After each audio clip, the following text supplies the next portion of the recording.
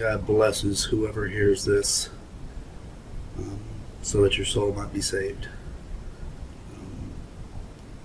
By way of introduction, my name is Shawn Weed. I was born not born, but raised in Bernice, Louisiana, small town, population 2,500. Technically right outside of it in a small community by the name of Pisgah. When I was 19 years old, I joined the Marine Corps, and I actually have this to show you. This is my military ID. That's me as a staff sergeant in the Marines. I know that I've gained a lot of weight. This is my Marine Corps active duty card that I should have turned in my left, but after 13 years they owed me something. I only had another 7 to go to retire, but just wasn't happy, so I got out, and now I'm living in California. I am happy now. I've married, have a beautiful little baby girl. She just turned 2 years old. And but the thing that I want to tell you about is something that happened to me while I was still in the Marine Corps. And this is my testimony of hell. I believe, if my memory doesn't fail me, it was April the 4th of 1994, which is kind of a hard date to forget, 444. I was in 29 Palms, California, but we Marines called it 29 Stumps. And in the middle of this desert, there was a little tiny camp called Camp Wilson.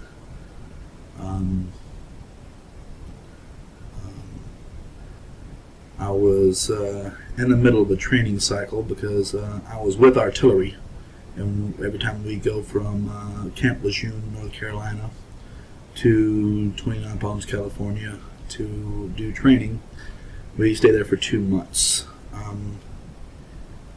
In the very middle of it, we have a 4-day period of leave.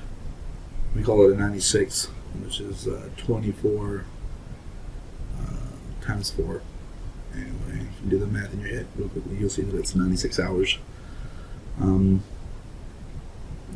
I was at that time not a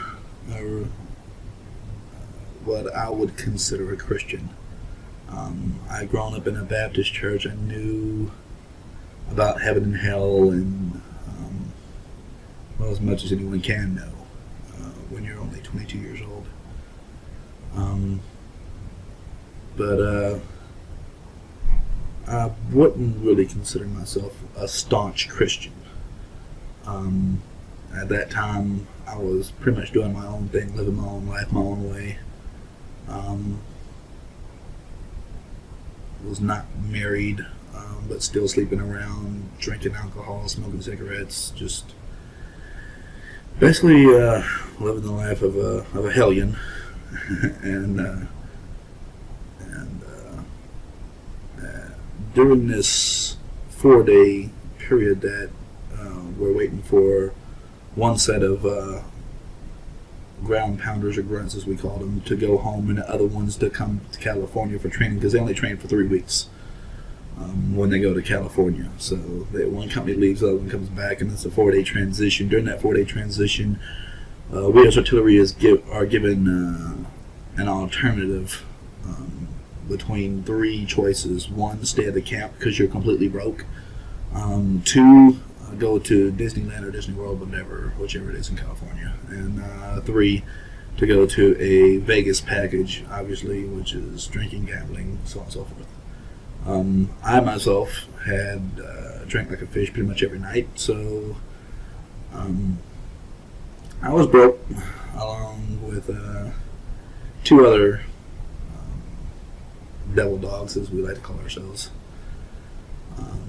One by the name of Jason Laycock. At that time, he was a corporal in S2 Intelligence, and the other one was Toby Page, who was also a corporal in S1 Administration. I myself was S3, which is Fire Directional Control. And at that time, I was a Lance Corporal, so I was one rank beneath them. So Lance Corporal Shawn Weed, or Lance Corporal Weed, because we only pretty much went by last names anyway. I know, strange name. Anyway, we were sitting around in 110 degree sweltering weather because it was just really nothing else to do at camp other than sit around and talk. So we were all three sitting around. Corporal Laycock broke out his pictures, and we were all sitting around looking at him, and he took some extraordinary pictures because he had the opportunity to go right up to the edge of the impact area. And even we both had an argument about him going into the buffer zone, but they have like an 800-meter buffer zone around the impact area, and he drove right up through that. No one's supposed to pass that buffer zone, but he drove right into it and got right up on the edge of the impact area and took some amazing photos. He was one of those guys that was intelligent, but at the same time was always willing to push the barriers of stupidity, which he did. But needless to say, the photos that he took were absolutely stunning. After we got through viewing his photos, he broke out his camera and realized he only had 3 photos left to take before it was the end of the film. So he had us get up. He took a picture of his green folding cot, which had everything he owned underneath it. Alice pack, sea bag, boots, you name it, it was all underneath there. And then we took a buddy picture where we're like leaning on each other, like, best of friends. And then for his last picture, he looks at it and goes, "Oh, I only have one left." And then he looks over and he sees this noose dangling from the ceiling. The noose was made of hay rope, which had tiny little sprigs sticking out from it. And the noose was hanging from a rafter that was inside the A-frame, was only about 6 foot 8 inches from the ground, and the noose actually hung all the way down till it was about 1.5 feet off the ground. So it wasn't like anybody was worried about hanging themselves. You'd have to lay down on the ground to hang yourself with this thing, literally. And of course, it was made of hay rope, so it wasn't like wax rope, which slides real easily to close the noose. So I mean, you could literally step your foot in the noose without having to lift your knee above a 90-degree angle and stand up on it. Grab the rope and literally stand up inside the noose, and it wouldn't tighten down around your foot. At least not before your foot touched the ground anyway. So you can put your full body weight on it. So, I mean, Marines, when they get bored, they do all kinds of stupid things with rope. Like this one guy made a muzzle for a horse. Another guy took it and made daisy chains out of it. And another guy just took it and made a 13-knot noose. He was absolutely bored, had nothing to do. Nobody really cared. We always just went around it. It wasn't like it was a big deal or anything. But anyway, for the last picture, he looks over at the noose and he goes, "I got an idea." And usually when an intelligence guy says that, it usually ends up being the equivalent of, a redneck saying, "Hey, y'all, watch this." So it usually turns out bad for everyone, which it did. Anyway, he since I was the lowest man on the totem pole, he says, "Hey, Weed, why don't you?" And of course, on top of that, I was a little bit crazy. He said, "Hey, Weed, why don't you go over there and stick your head inside that noose and act like you're dead, and I'll take the last picture." I'm like, "Okay." Thinking to myself, not a bad idea. And I went over there, started at the noose. And of course, I had to kneel down. So I squatted down, towards the ground so I'd have a little bit of tension on the rope so it looked like I was actually hanging. And he was just going to take a picture from my waist up. Anyway, he went to take the picture and the batteries had died, so the camera obviously just shut down. So he went back over there and was replacing the batteries. While he was doing that, Corporal Page walked up and began whispering in his ear, and that should have automatically given it away, and it kind of did. I was kind of suspicious from that point, but it was those suspicions were kind of like thrown out when Corporal Laycock looks at him, and goes, "No, that's not the way it works. If I buy, you fly." And he took out his wallet, took out a $10 bill, and gave it to Corporal Page, and Corporal Page went running out the back door. In the meantime, he had to replace the camera, replace the batteries in the camera, and we went back over there, and he was giving me direction. He's like, "All right, now let your arms dangle loose. Now close your eyes. Relax them. Don't make any wrinkles.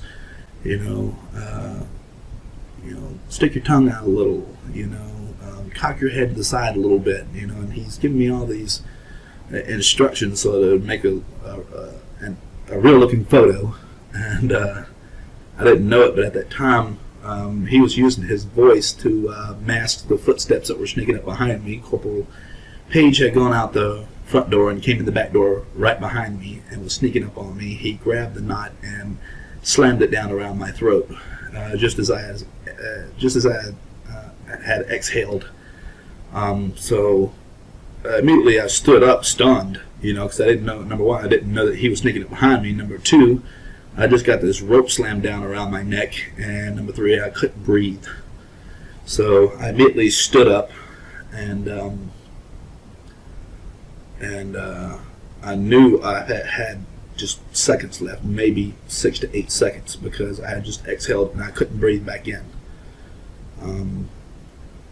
So I jammed a finger into the knot and actually scratched my neck in the process of doing it. I had a finger in the noose, and I grabbed the knot in the back, and I was pulling against it. But what I didn't understand is that the rope comes down through the knot, comes off to the side around your neck, and then comes back up through. So if you don't grab this knot and twist it over to the side, you'll never get this rope to slide because it's at an L. It's like this. It's hooked into there, and it won't come loose until you straighten it out. Of course, it was on the back of my neck, and I didn't have all that much time to think about it. So I'm just grabbing the knot and pulling for all that I'm worth. And with one finger, it was just not enough strength. So I shoved another finger in there and grabbed the knot. And I knew I only had seconds left. And I said to myself, I have one shot, one chance to get this right. Otherwise, I'm a dead man. So I shoved a second finger in there, and I grabbed the knot, and I closed my eyes, and I clenched my teeth, and I pulled for everything that I was worth. And I felt something give way, and I fell forward, and I was out, and I was glad to be out. And the guys, they just looked at me, and they go, like this, and I gave them a few choice words, which I will not repeat. Anyway, they just turned around and went over and sat down on their cots, and I went over and sat down with them. I sat down right beside Corporal Jason Laycock, and Corporal Tubby Page was sitting right across from him. Corporal Page reached underneath his cot and pulled out a brown paper bag.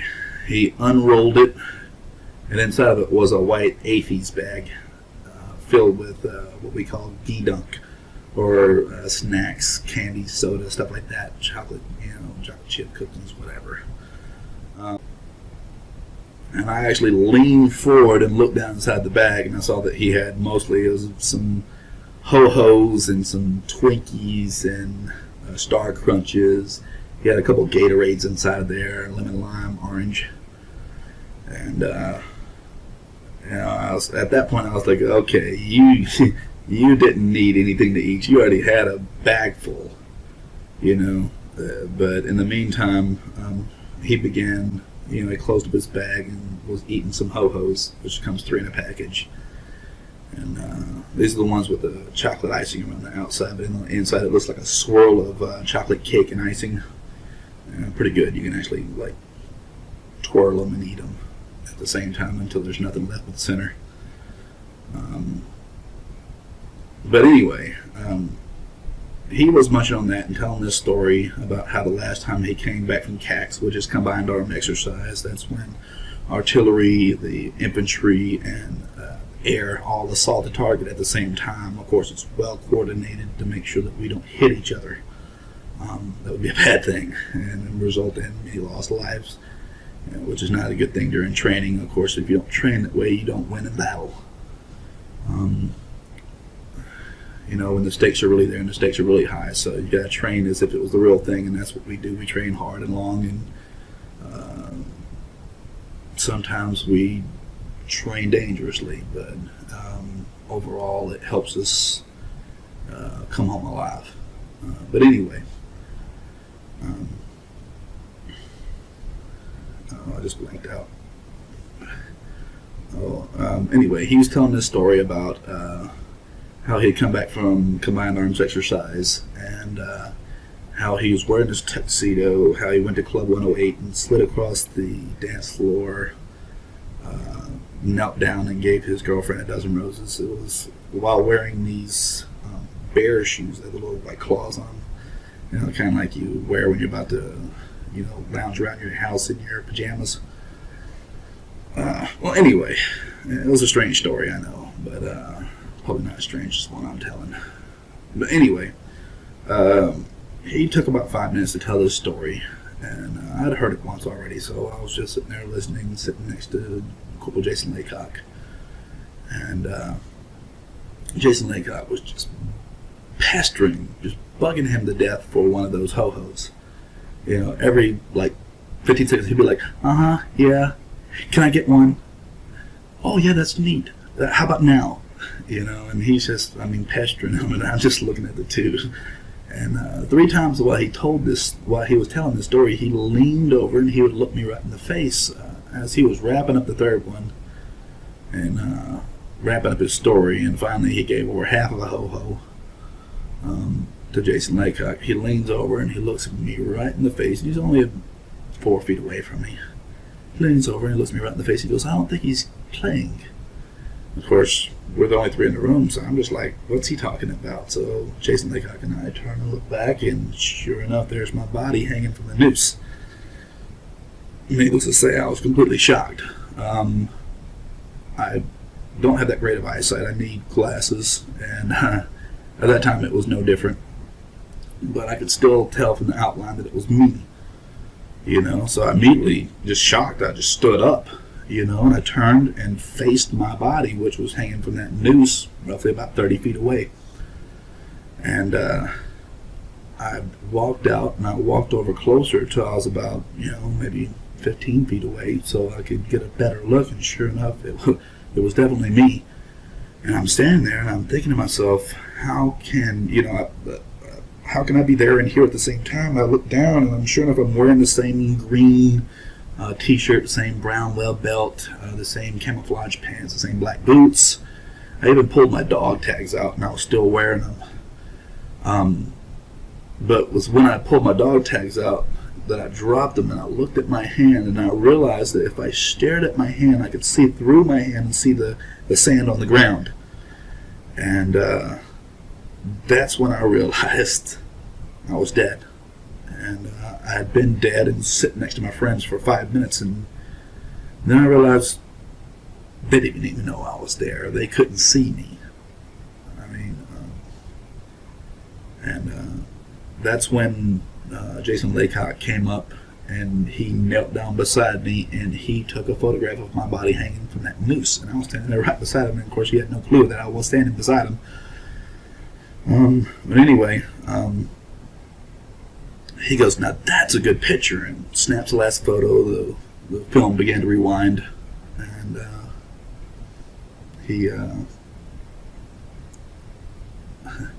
Corporal Toby Page walked up and looked beside him and just gave him this stupid look like, are you, and he actually said exactly what I was thinking, are you retarded? He goes, look at him. And of course he was saying a few expletives, which I will not repeat, but he goes, look at him. He goes, his nose is blue, his lips are blue, his eyelids are blue. There's drool hanging out of his mouth all the way down to the ground. And he goes, are you a bleeping retard? You know? And he stood up and he took a couple steps forward. I mean, because Jason Laycock has these really thick bottle lens glasses, and his eyesight's no better than mine. And I'll give you a basic description of Jason Laycock. Jason Laycock was an S2 intelligence, very intelligent guy.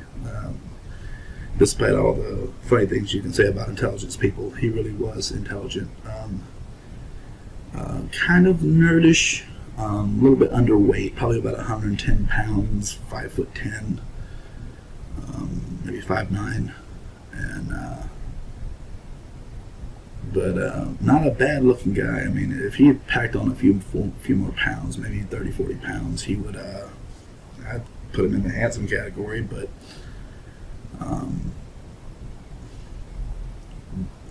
Corporal Page was probably about 5'9", 5'10", about the same height. Only he was a real buff guy because he worked out in the gym a lot. Most administration guys, S1 administration guys, don't go to the field all that often. So he's probably spent 3 or 4 hours in the gym every day. He had a little bit of an acne problem. That's probably from taking all those supplements. But anyway,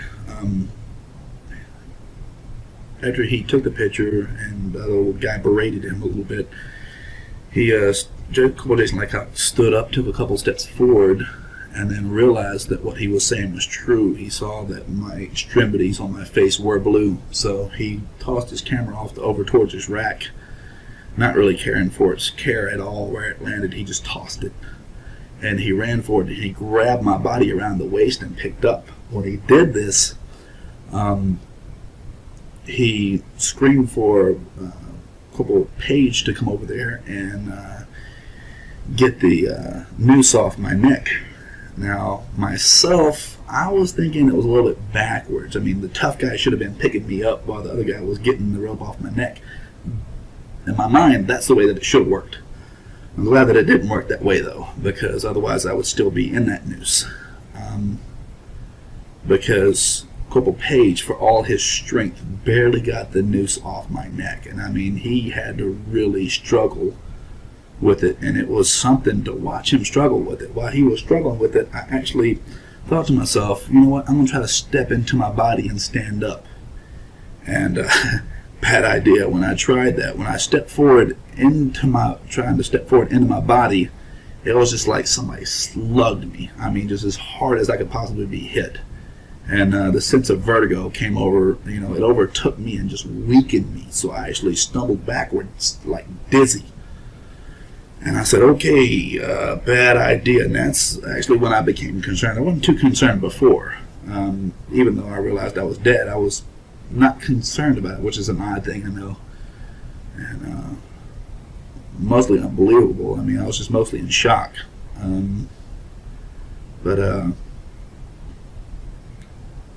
Anyway, they managed, for all his strength, it took him 2 or 3 tries to get the rope off my neck, and he was just exhausted afterwards. I mean, his arms were completely burned out. And like I said, this is a guy who lifts weight in the gym constantly. So he really exerted himself. If it had been the other way around, Jason's small frame would have never been able to get that rope off my neck, even though the other guy could probably held me up for hours. But it never would have come off. Anyway, they drag my body over and they throw it on my rack. And immediately, Corporal Page began to freak out. I mean, he's like, oh my God, we got to tell somebody. We got to do something. I mean, he was in the go mode while couple Page was sitting over there like the thinker. You could tell his mind was just turning at 1,000,000 miles an hour. And he was looking over there at Cole Page, and he was like, "Shut up, stop pacing." And I'm thinking. I mean, he was the thinker. I mean, if he could have come with a way to, or a story to throw over this so that they could have gotten out of it, he would have been the one to come up with it. While the other guy was just completely freaking out. In the meantime, I thought, okay, well, this is my opportunity. My body's not moving around anymore. It's laying down. It's, in a stable position. I'll just lay back down into my body. And so that's pretty much what I did. I placed my foot inside of my foot, and my other foot inside my foot, and I sat down just like I'm sitting now. And I looked back and saw how my body was laying and how my head was positioned, so I just leaned back into my body. And as my head went inside my head, because you got to remember, my soul was laying down into my body. I know it sounds weird when I say my foot inside my foot, my head inside my head, but you'll get the picture now. So anyway, I'm leaning back, and as soon as my head falls inside my head, I'm instantaneously standing up, and I'm in complete darkness. I mean, it's a darkness that you could almost feel. I know it sounds weird, it doesn't make any sense, but that's the only way that I can put it. I mean, because this darkness had like a texture to it. And it was complete darkness. It was just solid black. And I know the first thing I thought to myself is, well, where am I? And I had no clue where I was. I was still wearing everything that I had been wearing before, only I was just in this place that I didn't recognize at all. And the first thing I noticed is that there is nothing. And when I say nothing, I mean absolutely nothing. There's no light, no wind, no sound, nothing. And I thought to myself, there can't be nothing. I'm standing on something. So I looked down, and I'm standing on nothing. I mean, the only way I can liken it to is if you went inside of a giant warehouse and elevated yourself a good 30 feet off the ground until you stood on a plate of glass, so that when you dimmed the lights you couldn't see the ground beneath you, but yet you could still see beneath you. That's the only way I can explain it to. It was like standing on air that was hard as stone, but had no reflection. It was like standing on hardened air or glass that had no reflection. That's the closest I can come to explaining it. But when you look down, you could literally see beneath your feet for a couple feet down, but you were standing on nothing. And I thought to myself, well, if I was in a completely dark room, I wouldn't be able to see my hand in front of my face. How is it that I'm able to see with there's light coming from somewhere? And so I looked up, because that's where pretty much all sources of light are, whether you're inside or outside, they're above you. So I looked up, and I see nothing. And that's when I realized that I was the one that was emanating the light that I was able to see with. I was glowing like a chem light, those little shaped lights that you use for walking around on Halloween, or for the military we used it for different things. But the little chemical lights that had the little glass thing in it, and you break them and you shake them up. I was glowing like that.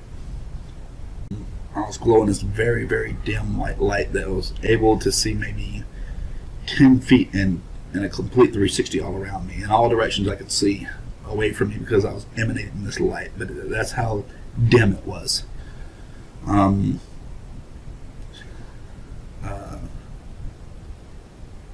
I thought to myself, okay, well, I don't understand how I'm emanating this light.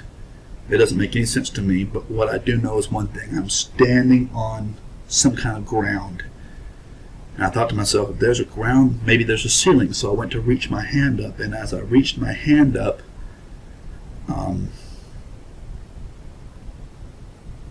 I touched the ceiling without touching it. And I know how ridiculous that sounds. But if you can imagine your consciousness reaching up and touching something and knowing for 100% sure that it's there without having to physically touch it.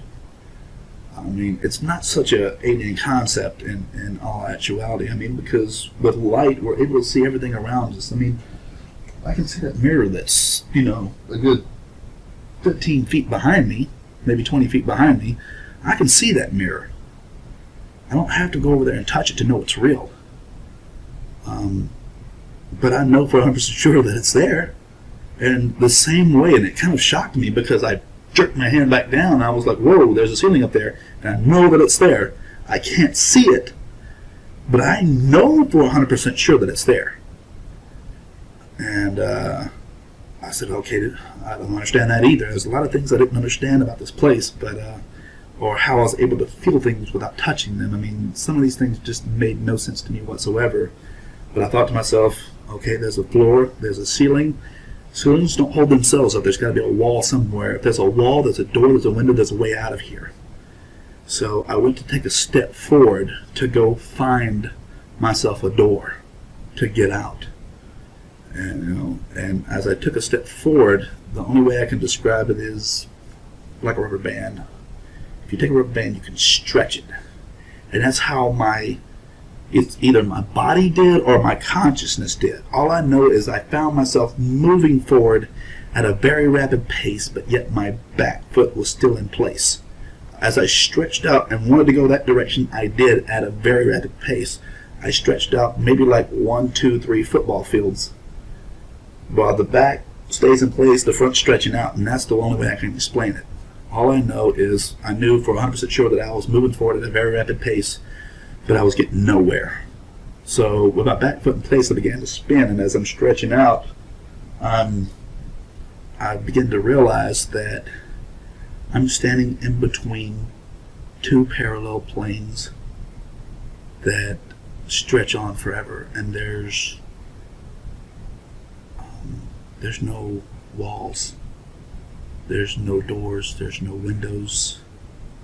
I'm trapped in between these 2 parallel planes, and there's no way out.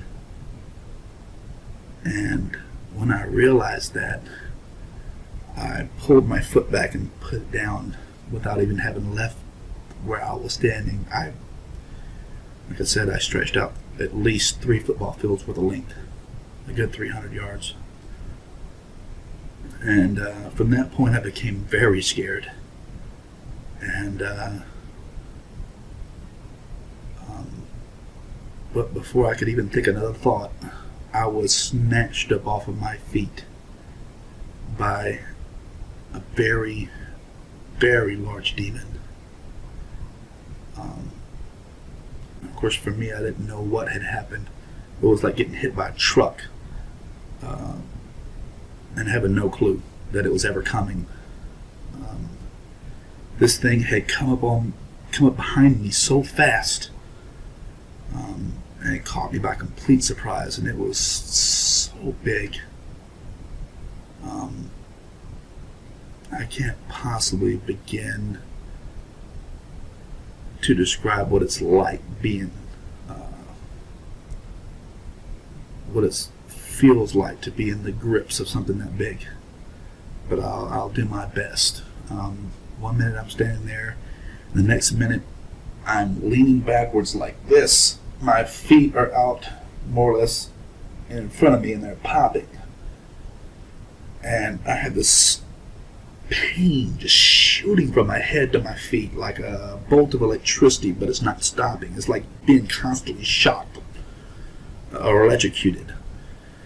And I had this pounding sensation, just hurting pounding sensation coming from my left shoulder that hurts even worse than this electricity that's running through my body. And I look to my left and I see these fingers which come down to roughly the bottom of my chest. And it was even hard to look over to the side because the depth of its hand was like this. The width of its hand was like this. I mean, it literally went from the side of my neck up to maybe past the end of my shoulder, the width of its hand.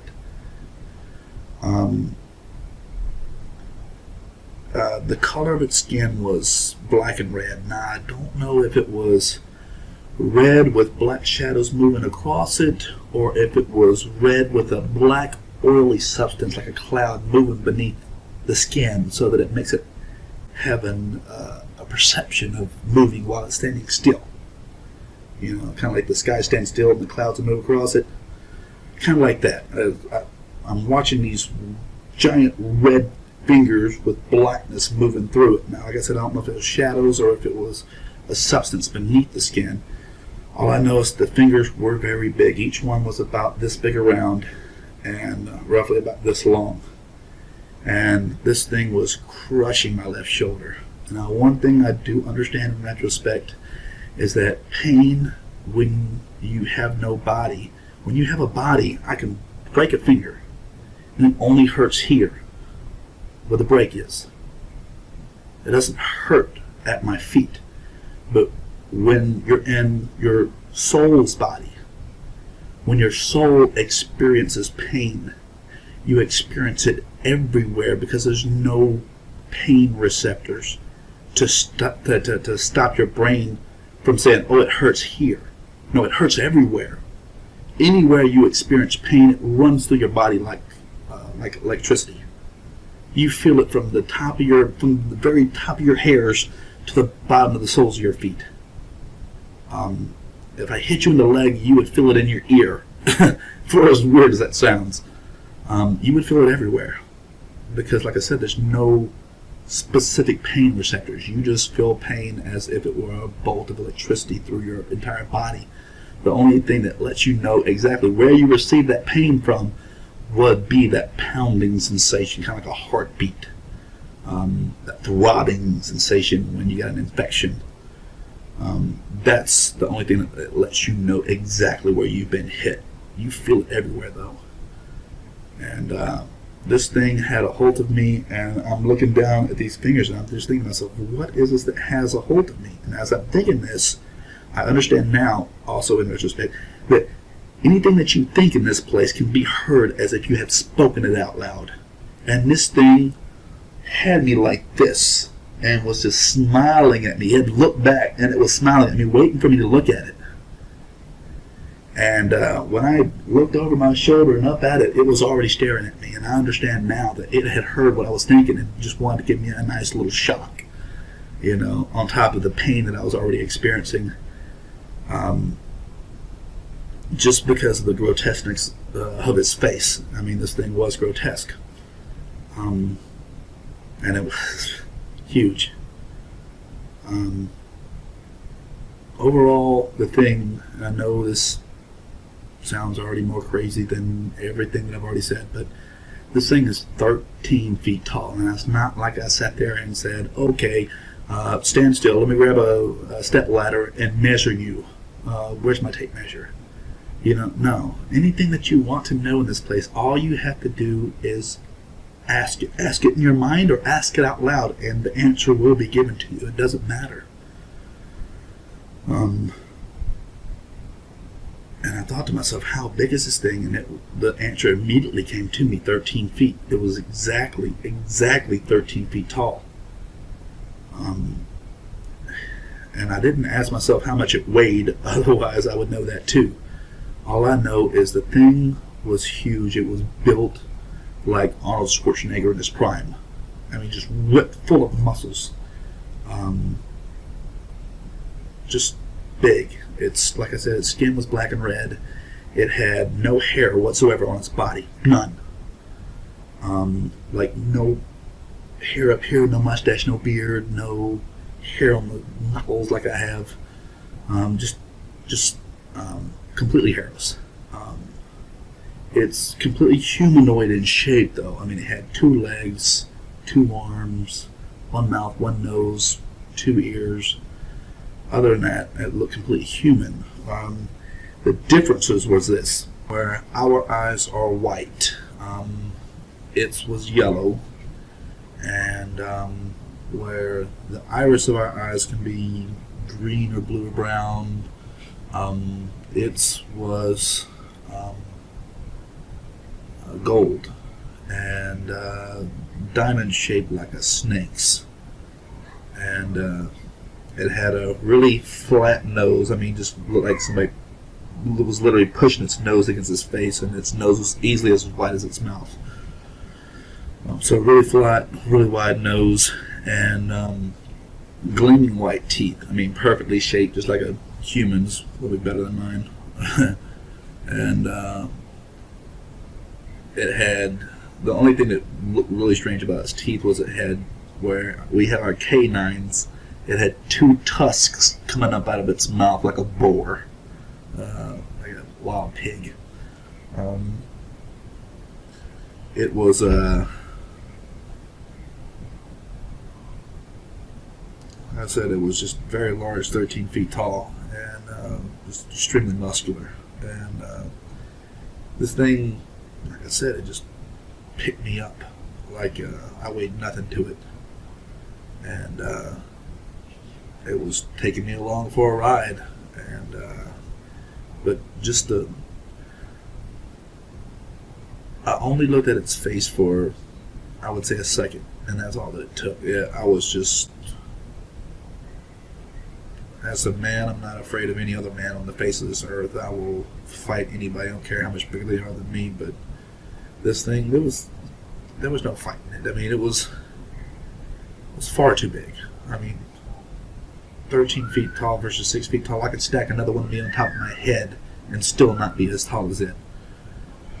You know, and if I had to guess, I would say roughly about in between 3,000 and 4,000 pounds. I don't know for sure. I'm just guessing, but I would say that's a pretty fair estimate. The thing, like I said, it just picked me up and took off with me, and I'm not sure if my feet were popping out of just sheer pain, or if it was the speed at which we were moving. But this thing was running. It had me by one hand, by the shoulder. It had me by the shoulder with one hand. And it was moving at a very, very fast velocity. If I would guess, I would say probably at over 80 to 100 miles an hour. Just rough guess. It may have been faster than that, I don't know. But all I know is the thing was moving very, very fast. And had complete control. I mean, just there was nothing at all I could do to get away or anything like that. And I looked at its face for only a second, and it was enough to scare me. It would be enough to scare anybody, I'm pretty sure. And I looked away from it, and from that point forward, the only way I can describe it is all hope just poured out of me. I literally felt hope and emotion as if it were a physical substance, like water in a cup just being poured out of me. I literally felt hope pour out of me, starting from the inside of my head. It just drained out of my body all the way down and right out through my feet. And once hope left me, it was like I became numb.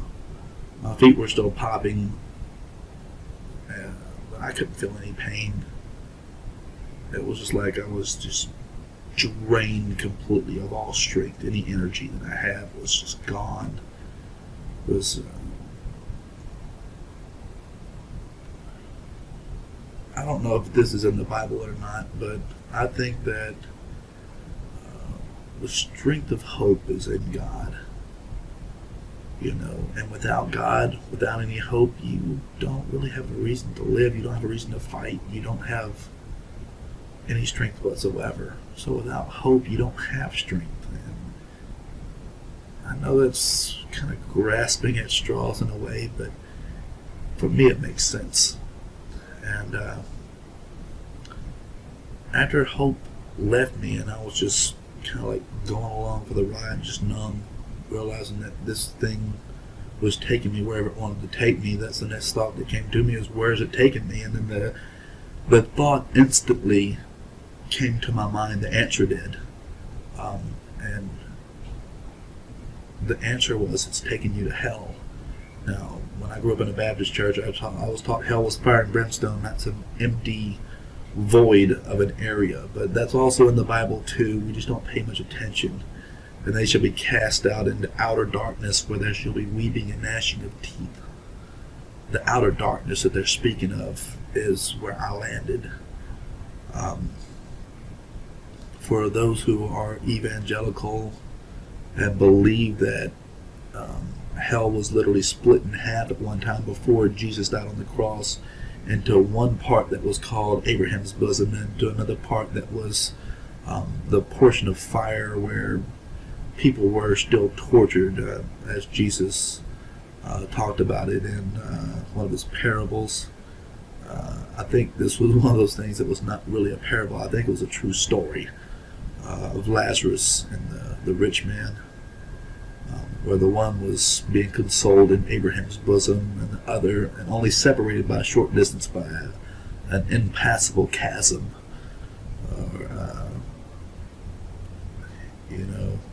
But I think that they were both portions of those things were in hell, but the demons couldn't cross over into the nice part. And I believe, and this is just my own personal assumption, that when Jesus descended down into hell, he descended not down into the fire and brimstone portion of it, but down into the Abraham's bosom portion of it, and he took those people back with him, and more or less took the land with him and all the people, and connected it to the city of God, which is where he came from.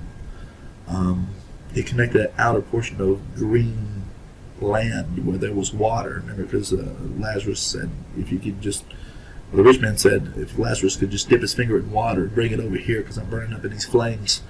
There was water there, so there was land there, there was grass there was trees there. I mean, it was a viable land as much as this earth is a viable land, just in a heavenly realm sort of way. But anyway, I understood that it was taking me to the portion that I did not, certainly anyone would not want to go to, which was the fire and brimstone portion. It was going to take me to that fiery lake and cast me in, and I understood that. And when I understood that, it was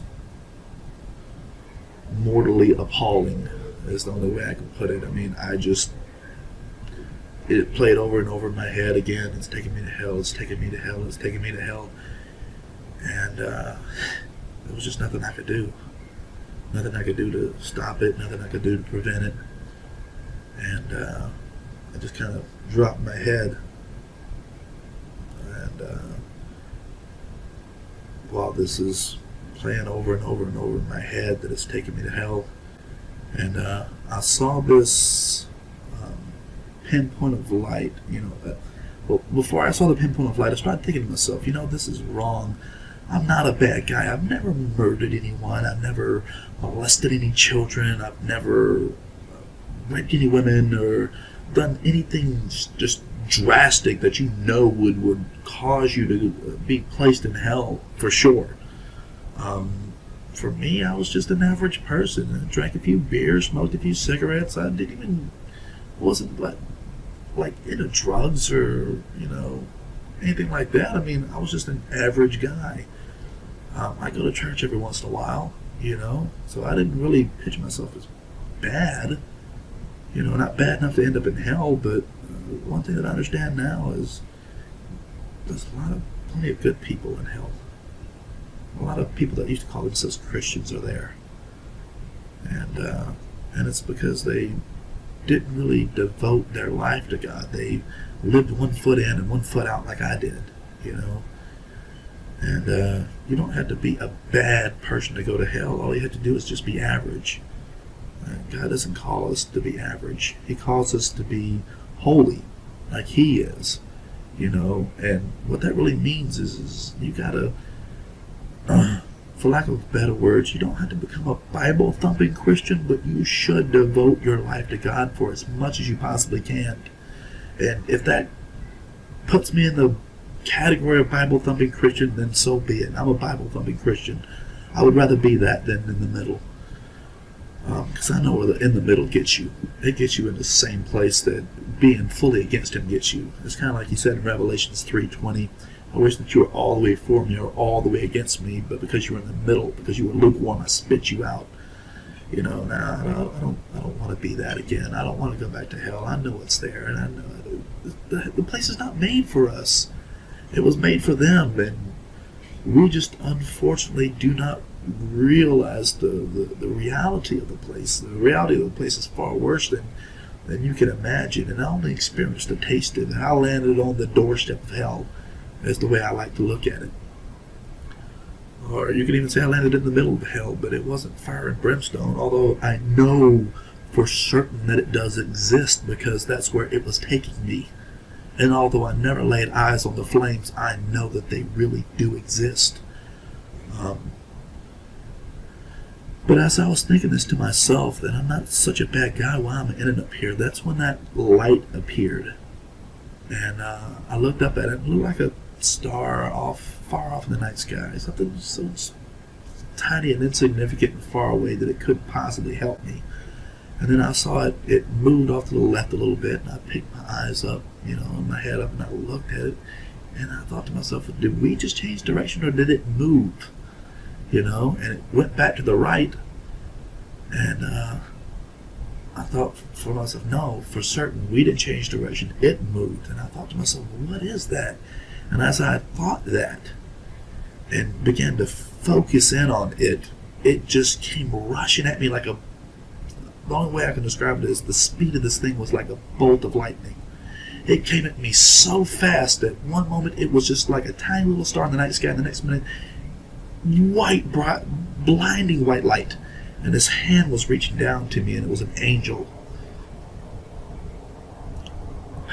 It's all right.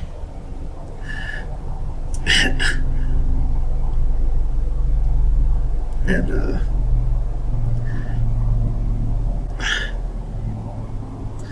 my hand just reached up and grabbed his hand. I was thinking to myself, I'm going to reach up there and grab his hand, and this hand is going to save me, because that's all that I saw was just a hand. But my hand knew what to do. It was like having a baseball thrown at your head. Somebody says heads up, and you just reach up and grab it. It's a reflex. My hand just reflects, and a reflex just jumped up and grabbed this angel's hand. And as soon as I touched its hand, we were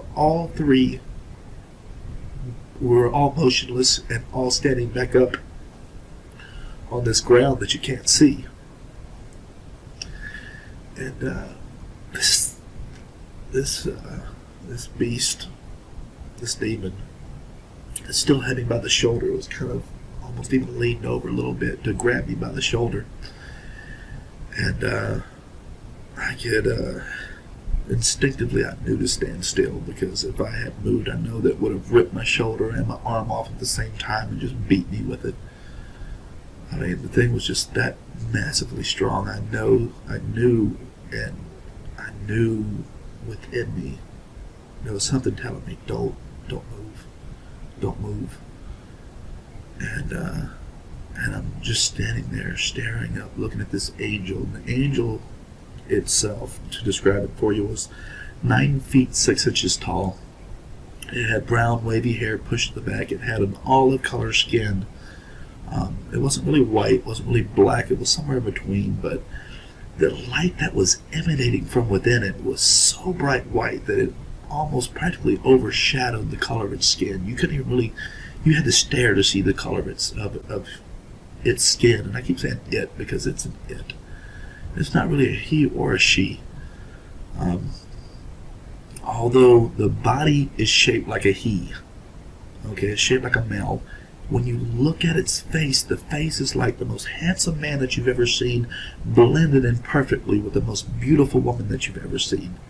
I mean, when you look at this angel, you think to yourself, wow, he is beautiful. I know that's some odd words to say.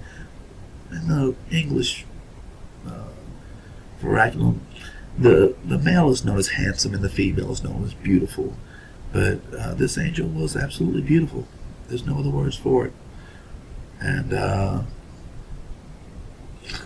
Its eyes were blue, and when I mean blue, I mean perfect blue.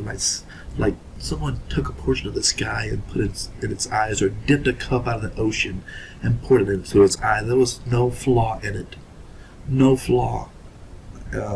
Perfectly beautiful in all ways. Other than its face looking like the cross between a man and a woman, and I don't mean like, oh, is it Pat? No. I mean just beautiful. It was completely shaped like a man.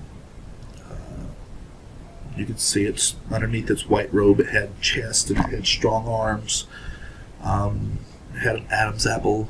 I mean, it was every bit shaped like a man, and a strong one. I mean, just strong, but not like overly ridiculous like this. It wasn't bodybuilder. It was more like fitness trainer strong.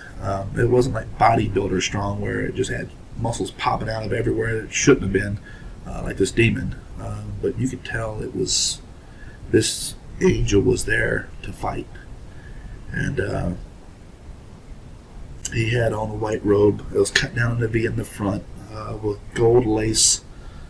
I guess, I don't even know what to call it.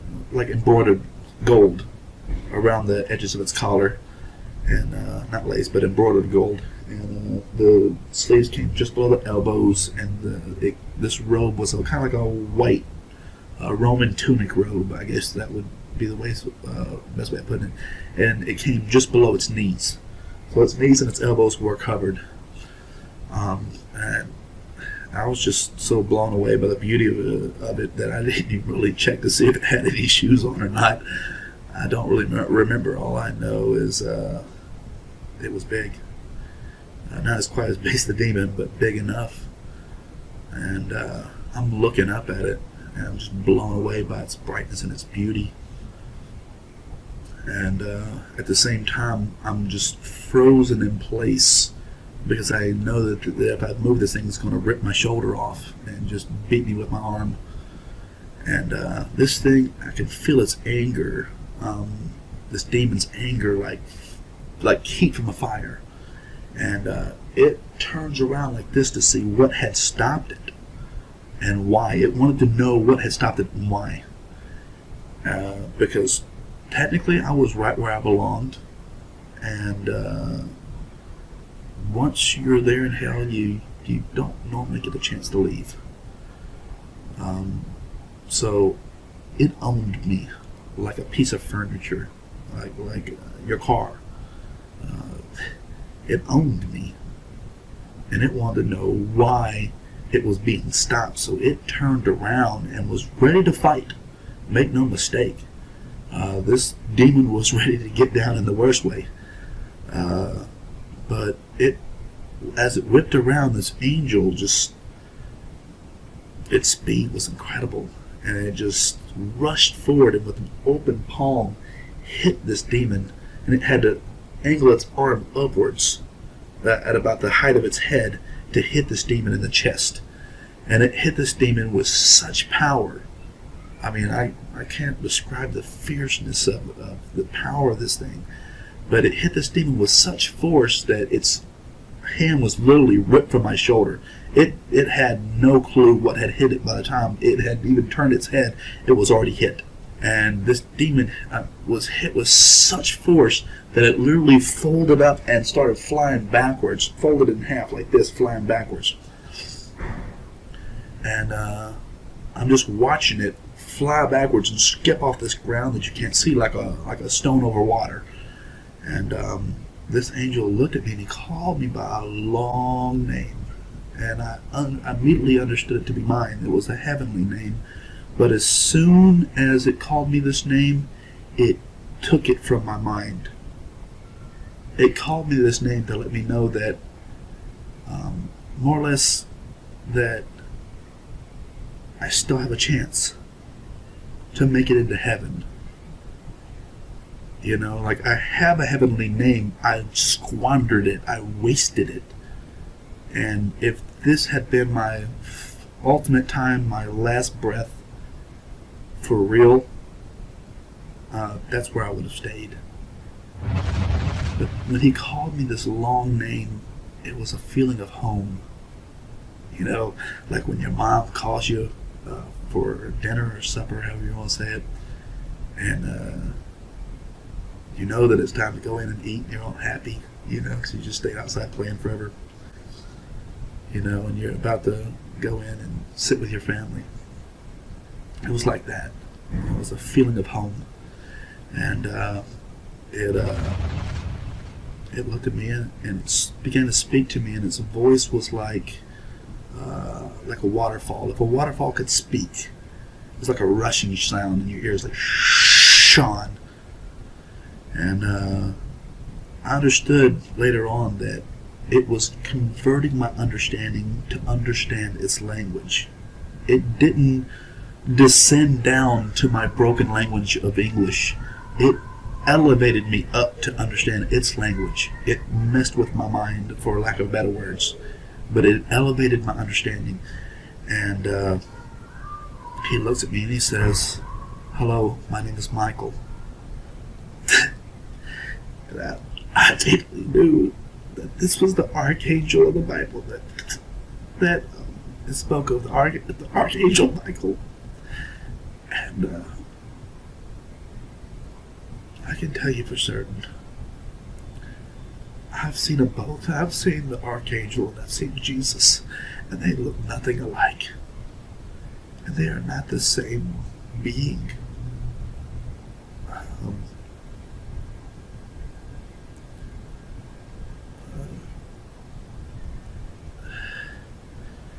But anyway, he said, he began to speak to me, but I got distracted by this demon that had gotten back up and was coming back after me.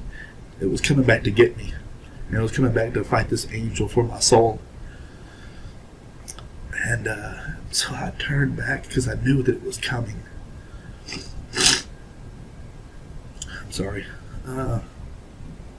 So it was, this angel was still talking to me, so I wasn't really listening to it. I was too focused in on this thing, and it was getting bigger. It was running back after me, and it was getting faster, and it was getting bigger, so it was coming back after me, you know, from this great distance that this angel hit it. And so I looked back at him like, whatever you got to say, please just hurry up and say it, and if you can get me out of here, please get me out of here. You know, and this is what I was literally thinking. You know, and he just looked at me and he gave me a saddened look. And he looked at me and he just goes, "Your time has not yet come. It's time for you to go." And he points his finger, and when I stepped in that direction, my soul immediately went back to my body. Just as fast as I had appeared in this place, I left this place, and I was back in my body, laying on that cot where I knew I should have, my eyes opened. And it took me a good 20 minutes to get to walking again, simply because my entire body had fallen asleep. And I'm almost certain that after having been dead for 8 minutes, that there must have been angels there jump starting everything in my body again, because there would have been no blood flowing anywhere.